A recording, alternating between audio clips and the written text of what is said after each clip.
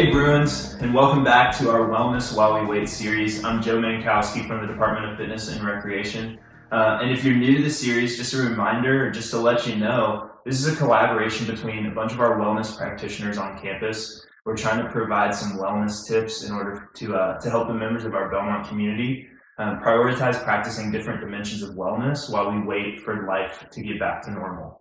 Now, if you've been following along with our series, specifically our physical wellness episodes, you know that we've talked about a bunch of different modalities or different ways for us to practice our physical wellness through exercise and fitness. We've covered resistance training, we've covered warming up before a run or jog, and today we're going to talk about what we can do after a run or workout to make sure that we are recovering properly and allowing our muscles to prepare for our next workout or exercise session.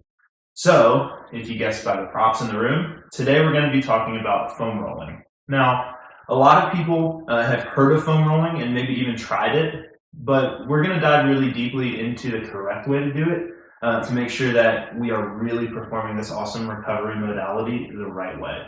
So, what is foam rolling? Well, technically, foam rolling is something called Myofascial Release. And this is something that can be done with all kinds of tools, all different instruments.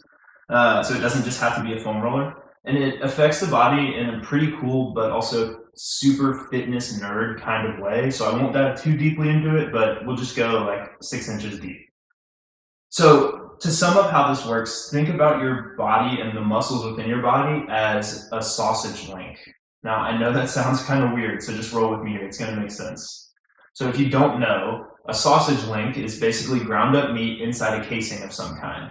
Now, your muscles are very similar to that. They're a bunch of fibers that are inside a casing that we call a fascia. Now, this fascia keeps all your muscles in place, and in order for your muscles to work properly, they have to be able to contract and relax smoothly, moving underneath that fascia. But what happens is over time that fascia can get rigid, or it can create adhesion sites where it connects to those muscle fibers underneath it, which can really inhibit that contraction, which can cause tightness, and it can also lead to limiting of the range of motion. And so these typically aren't things we want unless we're like a speed or a strength athlete, and that's a whole different conversation, so we're not going to dive into that. So if we generally want to decrease these adhesions, one way that we can do that is through myofascial release, which we'll talk about today.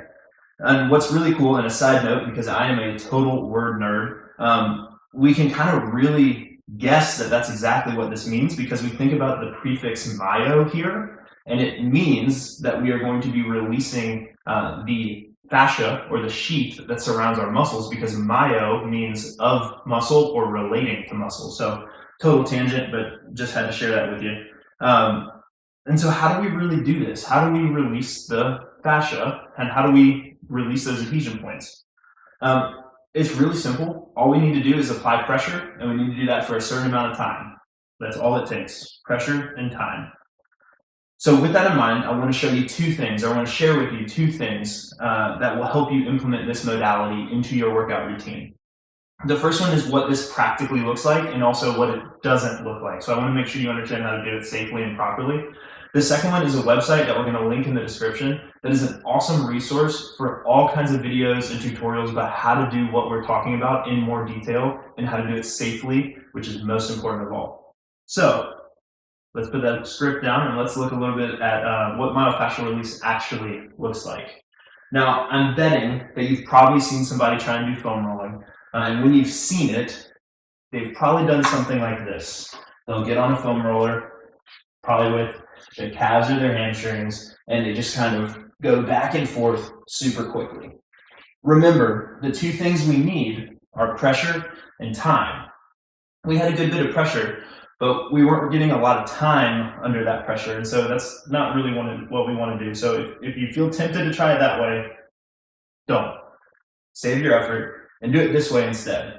I'm going to work on my upper leg. It's a really common area for people to be tight, and it's a really easy one to be able to see and be able to talk through. So what we need to do is we need to place our foam roller or our myofascial release tool between two hard surfaces. So for us, that's going to be the floor and our femur, the bone of our upper leg. So once we've got it in the right spot, we're going to position that foam roller to be at the lower part of our muscle. Our quadriceps muscles run from our knee all the way up to our hip, so we want to start real close to that knee. Once we're here, we're going to bisect our muscle or cut it into two pieces, a lower and an upper piece. So we're going to think about that imaginary midline, and from the bottom, we're going to slowly roll up for about 5 seconds to that midpoint. And once we get there, we're going to slowly roll back to where we started. Now we're going to do this a couple times just to make sure we're kind of getting a feel for what's going on. And as we're rolling, we're going to take note of any tight points or any of those points that really just make your face mess up. These are called trigger points. You remember those adhesions we were talking about earlier? You just found one. So as we're taking note, we're going to roll through a couple times, and then we're going to find one of those adhesion points. Once we find one, we're just going to rock back and forth for about 20 to 30 seconds. And all we're doing here is just slowly and surely massaging out that adhesion point. And after about 20 to 30 seconds, we can roll to the next one, or if we don't feel like we have any more, we can go to that midpoint and start working on the upper half. Now, if you're following along at home, that took probably about, and if you were doing it properly, it'd take you about a minute, maybe a little over a minute to do that lower half of your muscle. If you then repeat that same process on the upper half, you're looking at a little over 2 minutes per side of the body. Remember, we got to do both sides because we got to be balanced. And if you find a lot of trigger points, don't speed through it. Spend more time on those trigger points. And so you could be spending a good amount of time doing this either before or after a workout. Before if you want to be performing well, and after if you want to be recovering well. But that's pretty much it. That's how we do it. It's super simple. Time and pressure. We make sure that we've got two rigid structures that we're rolling between. And then we're taking our time and just massaging those muscles and massaging those trigger points out. So that was number one. I wanted to show you what it looked like and also what it didn't look like. But number two is I want to share that resource. The company that we're going to link down below is a company called Trigger Point. They actually make a ton of tools. They make the foam roller that I use. And they also have a bunch of, like I said, online videos and resources that can help you out when you want to try and do this on your own. A lot of really great releases, especially for all kind of types of the body or all parts of the body. And they also have some online certifications and courses if you're into that stuff, if you want to advance your fitness career, or if you just want to have some fun and learn something new and get a certificate that says you did it. So that's it. That's today's episode. Thank you so much for joining back in. Thanks for sticking along with it. If you haven't seen the other episodes, go back and watch them. Stay tuned because they're going to be awesome. Don't forget that we're going to get through this together, guys. This season is weird, but we're going to be fine. We're going to come out great on the other end. So thanks for stopping by, and now just get out there and go do it. See ya.